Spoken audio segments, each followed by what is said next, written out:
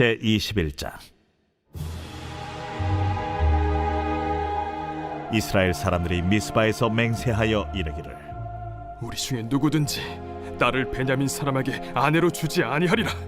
백성이 베델에 이르러 거기서 저녁까지 하나님 앞에 앉아서 큰 소리로 울며 이르되, 이스라엘의 하나님 여호와여, 어찌하여 이스라엘에 이런 일이 생겨서 오늘 이스라엘 중에 한 지파가 없어지게 하시나이까? 하더니 이튿날에 백성이 일찍이 일어나 거기에 한 제단을 쌓고 번제와 화목제를 드렸더라. 이스라엘 자손이 이르되, 이스라엘 온 지파 중에 총회와 함께하여 여호와 앞에 올라오지 아니한 자가 누구냐? 이는 그들이 크게 맹세하기를 미스바에 와서 여호와 앞에 이르지 아니하는 자는 반드시 죽일 것이라 하였습니다. 이스라엘 자손이 그들의 형제 베냐민을 위하여 뉘우쳐 이르되, 오늘 이스라엘 중에 한 지파가 끊어졌도다. 그 남은 자들에게 우리가 어떻게 하면 아내를 얻게 하리요?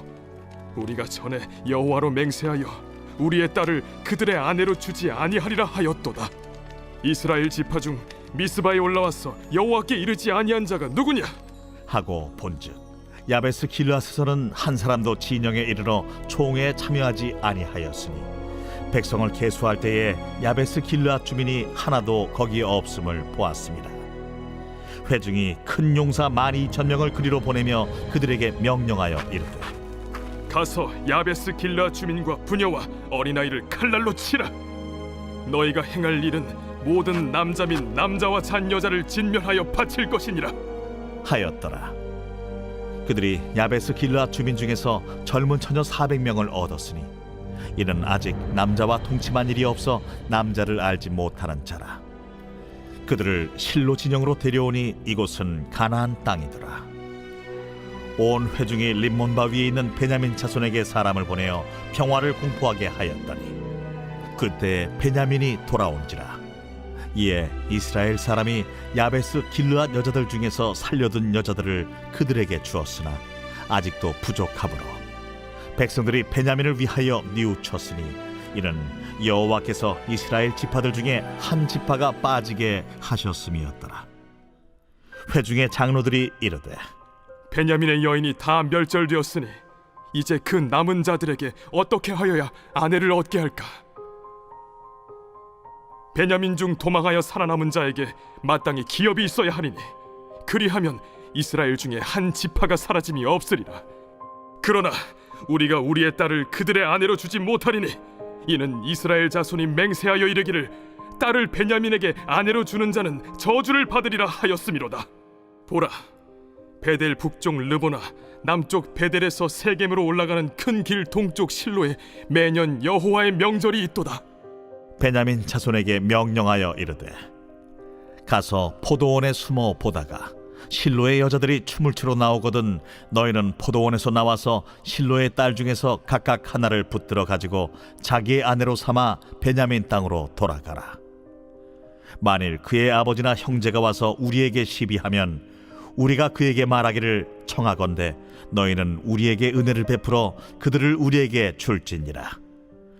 이는 우리가 전쟁할 때에 각 사람을 위하여 그의 아내를 얻어주지 못하였고 너희가 자유로 그들에게 준 것이 아니니 너희에게 죄가 없을 것임이니라 하겠노라 하매, 베냐민 자손이 그같이 행하여 춤추는 여자들 중에서 자기들의 숫자대로 붙들어 아내로 삼아 자기 기업에 돌아가서 성읍들을 건축하고 거기에 거주하였더라. 그때에 이스라엘 자손이 그곳에서 각기 자기의 지파 자기의 가족에게로 돌아갔으니 곧 각기 그곳에서 나와서 자기의 기업으로 돌아갔더라. 그때에 이스라엘의 왕이 없으므로 사람이 각기 자기 소견에 오른 대로 행하였더라.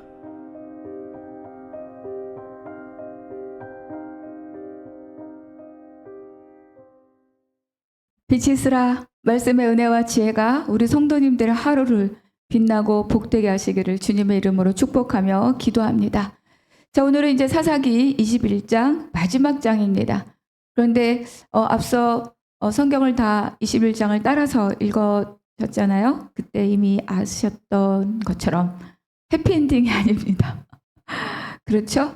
그러니까 우리가 막 이런저런 사건, 문제 막 이런 게 있어도 마지막 결론이 모두가 다 하나님 앞에 경배하였더라, 무릎을 꿇었더라, 그의 이름을 찬송하였더라, 모두가 다 하나님께로 돌아왔더라. 이러면 뭔가 마음이 좀 안정감이 오고 또 좀 뿌듯하고 그렇지 않습니까? 그런데 사사기는 우리에게 이제 그런 결말을 주지 않아요. 정말 숙제처럼 남겨져 있는 것이 바로 이 사사기라는 생각이 많이 들었습니다. 어제 이제 20장에서 11지파 그리고 베냐민 기브아 사람들로 인한 정말로 전쟁이 있었잖아요. 그래서 그 마지막 결론이 어떠했는가? 47절 이제 20장에 있는 마지막 절의 말씀. 베냐민 사람 600명이 돌이켜 광야로 도망하여 림몬 바위에 이르러 거기에서 넉 달 동안을 지냈더라. 마지막 절입니다. 이스라엘 사람이 베냐민 자손에게로 돌아와서 온 성읍과 가축과 만나는 자를 다 칼날로 치고 닥치는 성읍은 모두 다 불살났더라. 결국은 세 번째 전쟁에서 베냐민이 철저하게 패배합니다. 그래서 막 다 죽임을 당하고 그러다 도망갔고 600명 정도만 살아남아서 림몬 바위에 숨었다. 그러니까 그들을 추격하다 돌아온 이스라엘 사람들이 지금 이렇게 마지막 절을 하는 거예요. 온 성읍을 다 불사르고 만나는 사람마다 가축마다 다 칼날로 다 쳤다. 닥치는 대로 했다. 이렇게 기록하고 있습니다.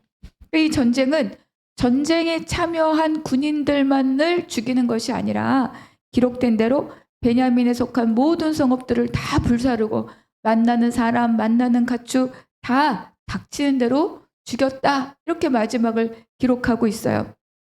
도대체 이 과격해진 이 전쟁은, 이 분노는 무엇을 위한 것이냐? 도대체 무엇을 말하고자 함이냐? 이렇게 이긴 전쟁이 11지파에게 또 두 번 이겼던 베냐민에게 어떤 의미가 있겠습니까? 그렇죠? 정말 양쪽 다 상처뿐인 그런 전쟁입니다. 이긴 자도 상처요, 패한 자도 상처요. 그러니까 불량배로 인한 이 사건, 또 좀 더 깊이 가면 타락한 이스라엘 레위인으로 인한 사건. 그런데 그것을 제때제때 하나님 앞에 바르게 처리하지 못하고 결국은 이것이 번지고 확산되어서 온 이스라엘이 다 서로 칼을 겨누는 비극적인 전쟁으로 치달아왔다. 이것이 전체적인 내용입니다. 그러니까 우리가 우리 내면 안에, 내 주변에 그때그때 처리하고 하나님 앞에 맡기고 돌이키고 해야 할 일들을 그때그때 바르게 하지 않고 내버려두고 방치하고 외면하고 덮어두면 결국 그것이 우리의 모든 인생을 다 송두리째 앗아간다는 것을 다시 한번 우리는 이 사건을 통해서 발견해야 됩니다. 개인적인 일이든 공동체적인 일이든. 여러분, 가장 먼저 내 개인의 마음, 하나님을 향한 나의 마음, 나의 믿음, 나의 신앙의 태도, 나의 선택, 이런 것들을 그냥 좀 나중에 좀 있다가 이렇게 넘겼던 것들이 어느 순간 확 내 인생을 사로잡을 수 있다. 내 인생을 먹으려고 할 수도 있다.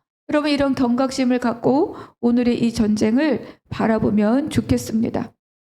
도대체 가나안 사람들을 진멸하라 라고 하는 그 하나님의 명령은 제대로 수행하지도 못했으면서 정말로 이렇게 베냐민 그 지파 하나를 무도하게 거의 도룡내고 있는 이 전쟁, 도대체 무슨 전쟁인가? 하나님은 이런 전쟁을 바라셨겠는가? 결코 그렇지 않을 것입니다. 그러니까 이들은 형제 베냐민이다 라고 하나님 앞에 이야기했음에도 불구하고 마치 두 번 진 전쟁에 대해서 안갚음을 보복을 하기라도 하는 것처럼 또 하나님이 그들을 치라, 너에게 그들을 넘겨줬다라는 말이 막해도 된다는 뜻으로 오해한 건지 정말로 닥치는 대로 해치우는 모습, 이 모습이 정말로 하나님이 그토록 싫어하셨던 이방 족속들의 모습과 다를 바가 없습니다.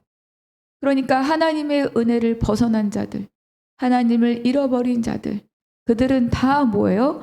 서로 무자비하게 서로를 대적하고 있다는 것을 발견하게 됩니다. 무정함. 말세 때 우리가 갖고 있는 마음을 무정하다라고 말씀하시잖아요. 무정함. 긍휼도 없고 존귀도 없고 존중도 없고.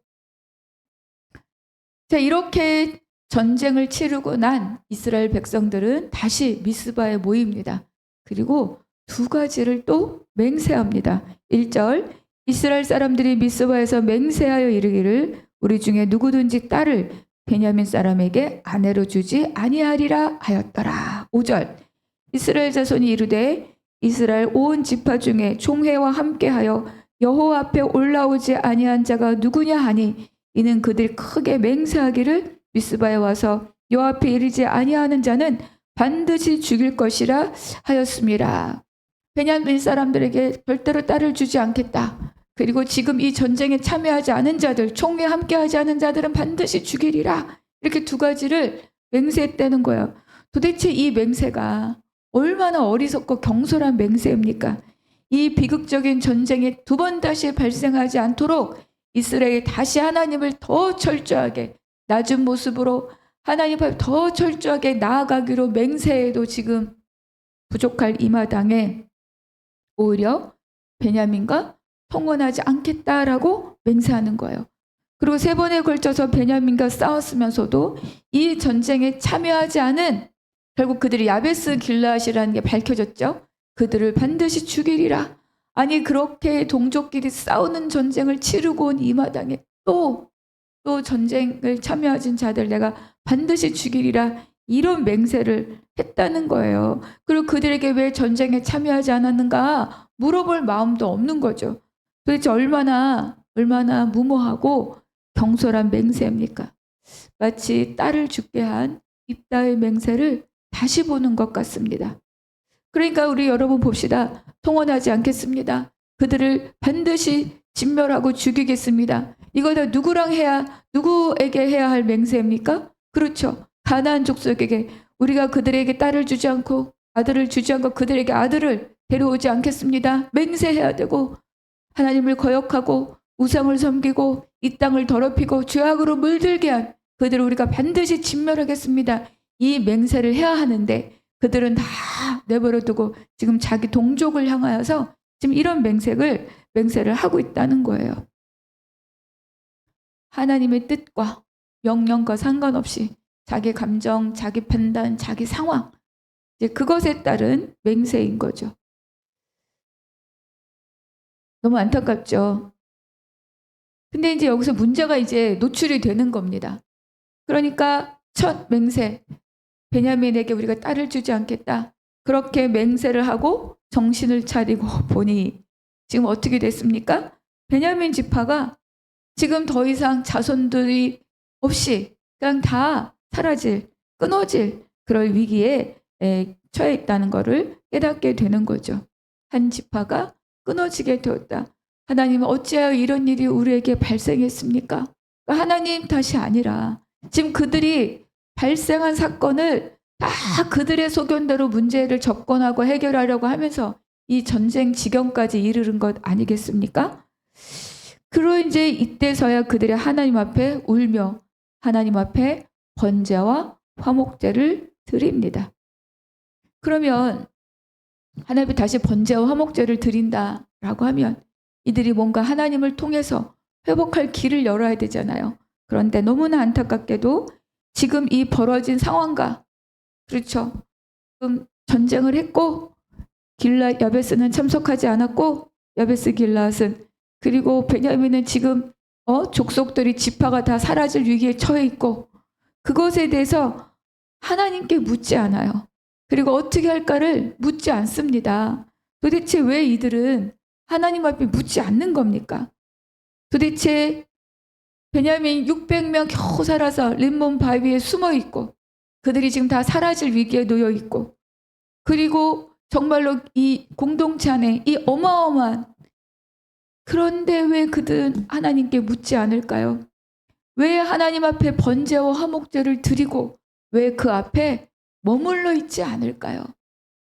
여러분 우리 여호수아를 생각해 보면 아이성 두 번째 전투에서 실패하고 그랬을 때 어떻게 합니까? 여호수아가 자기 옷을 찢고 장로들과 하나님의 궤 앞에 저물도록 있었다라고 합니다. 그러니까 하나님의 무엇이라 말씀하실 때까지 그 앞에 있었던 거예요. 그런데 이들은 왜 그걸 하고 있지 않을까요? 여호수아와 그의 장로들은 이 문제에게 답을 주고 풀어가실 분은 오직 여호와 한 분이시다. 그걸 아는 거죠. 그러니까 그들의 왕은 여호와 하나님이셨습니다. 그런데 이들은 번제와 호목제를 드렸으나 안타까워했으나 눈물은 흘렸으나 그러나 그 안에 다시 하나님이 왕으로 자리 잡지는 않았다. 그렇기 때문에 서럽게 울면서 제사를 드렸어도 하나님 앞에 머물러 있지 않고 이 문제를 해결하기 위해서 다시 폭력을 준비합니다. 그 명분과 대상이 누구냐? 총회에 참석하지 않은 야베스 길앗 사람들, 그들을 죽이기로 한 거예요. 그런데 그들도 다 진멸하는 것도 아니라 부녀들을 죽이고 다 골라서 죽이고 그리고 남자를 알지 못한 처녀 400명을 사로잡아 온 거죠. 그러니까 지금 그들이 여자가 없고 아내가 없어서 자손을 잊지 못하고 사라질 위기에 처해 있는 이 일을 그들은 어떻게 해결하느냐? 야베스 길앗의 남자들을 죽이고 그곳에는 처녀들을 사로잡아 이 베냐민에게, 자기들 딸은 안 준다고 했기 때문에 이 베냐민에게 주겠다는 거예요. 그리고 결국 처녀 400명을 붙들어 옵니다. 12절 같이 읽어보겠습니다. 그들이 야베스 길앗 주민 중에서 젊은 처녀 400명을 얻었으니 이는 아직 남자와 동침한 일이 없어 남자를 알지 못하는 자라. 그들을 실로 진영으로 데려오니 이곳은 가나안 땅이더라. 그러니까 이 야베스 길앗은 결국은 베냐민 족속을 향한 자기들의 맹세, 또 총회에 참석하지 않은 자기들의 맹세, 이 두 개를 가지고 자기들의 문제를 해결하기 위한 방편이었다. 이렇게 지금 여기서 증언하고 있는 거예요. 근데 여러분, 우리가 12절을 읽으면서 여러분 딱 눈에 들어오는 짧은 구절이 있지 않습니까? 네, 그렇죠. 그러니까 여기에 이렇게 말하는 거예요. 하나님께서 그들을 실로 진영으로 데려오니 이곳은 가나안 땅이더라. 그러니까 틀린 말이 아니죠. 가나안 땅입니다. 지리적으로 가나안 땅이에요. 그러나 하나님께서 이 땅을 계속 무엇이라고 부르셨습니까? 약속의 땅, 젖과 꿀이 흐르는 땅, 내가 너희 조상들에게 주기로 내가 맹세한 땅. 하나님이 이렇게 말씀하셨죠. 맹세한 땅이고 약속의 땅이고 젖과 꿀이 흐르는 땅이고 아름다운 땅이다. 그런데 하나님은 이 땅을 가나안 땅이다. 이렇게 말씀하시는 거예요.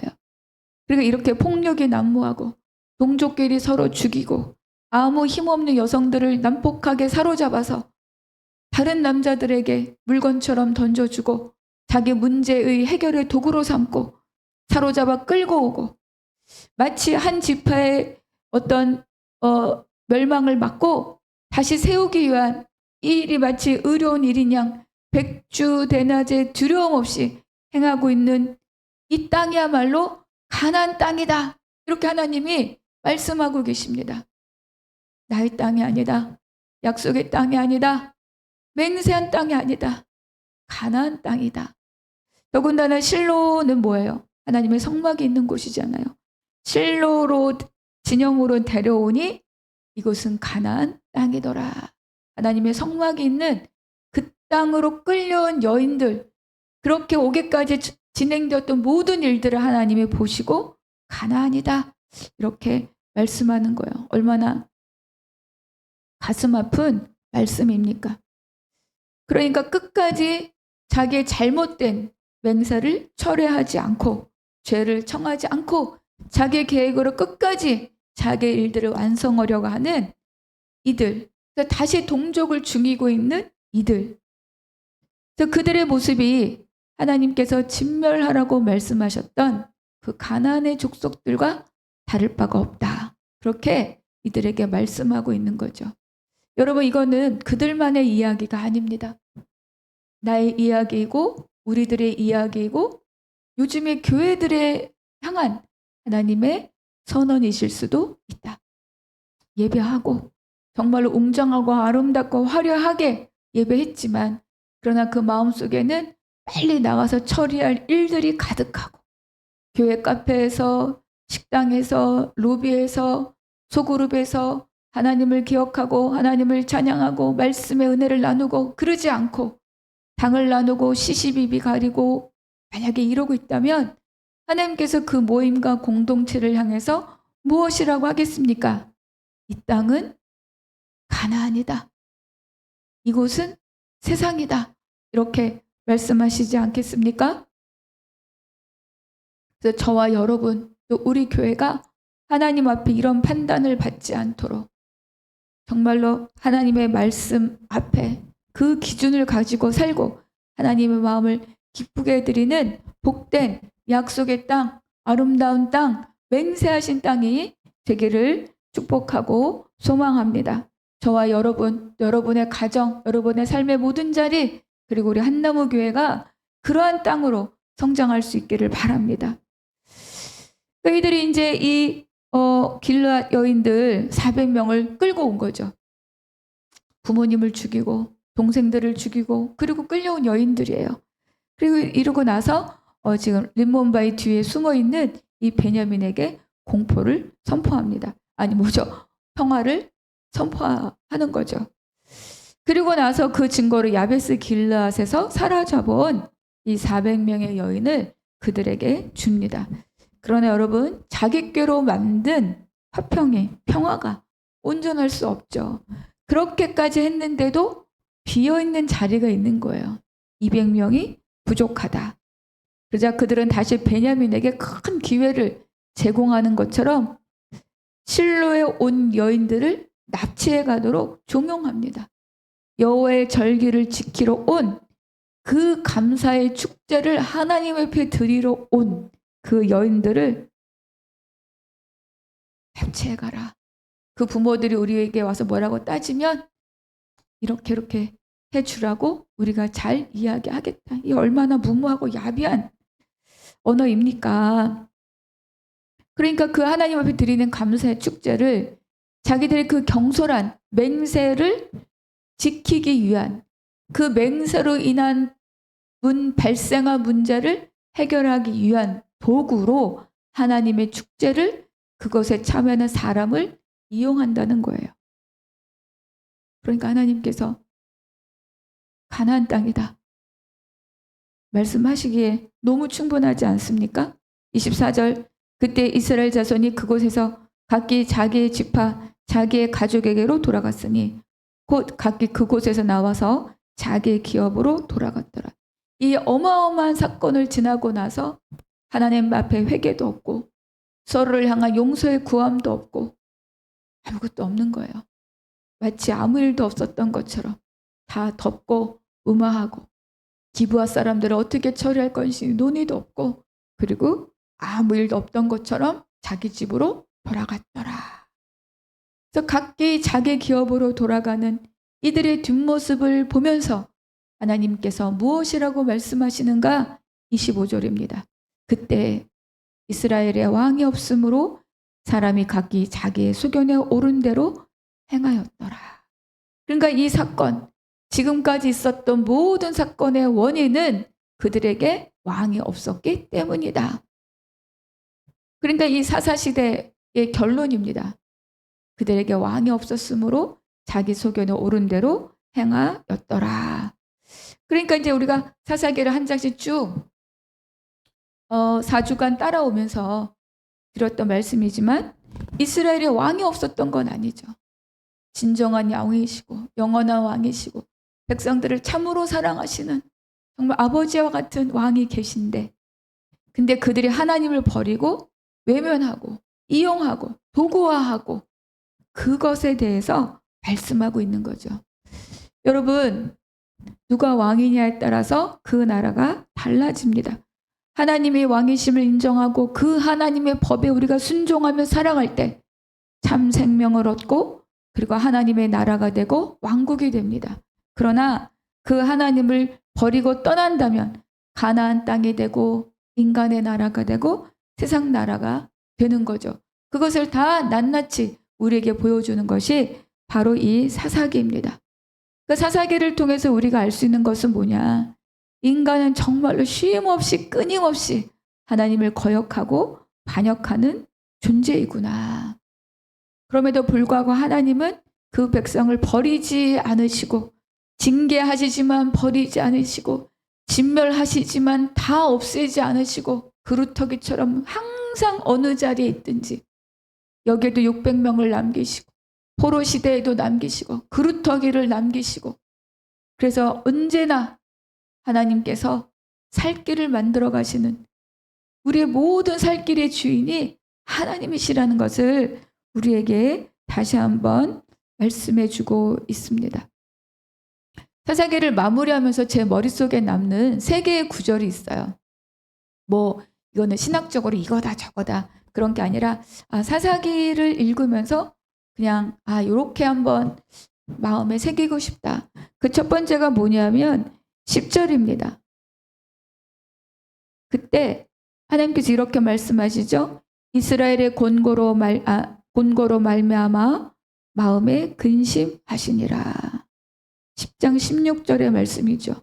그래서 그들이 범죄하고 징계하고 부르짖고 구원자를 보내주시고 다시 범죄하고 징계하고 부르짖고 그러니까 이스라엘 백성들이 막 우상을 제거하고 다시 하나님 앞에 머리를 조아릴 때 말씀으로는 니들이 섬겼던 우상을 찾아가라라고 하시지만 그들이 막 애절하게 하나님 앞에 와 있는 그 모습을 보시면서 그들을 차마 외면하지 못하시고 이스라엘의 곤고로 말미암아 마음에 근심하시니라.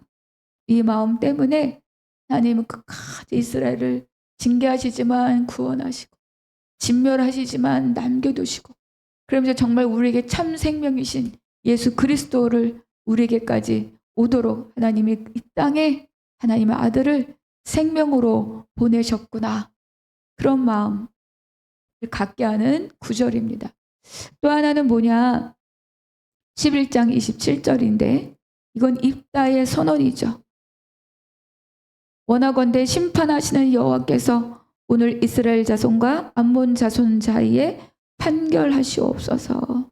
입다가 얼마나 많이 의식하고 한 말인지는 알 수 없지만 이게 바로 하나님이 누구신가를 명확하게 알려주는 거예요.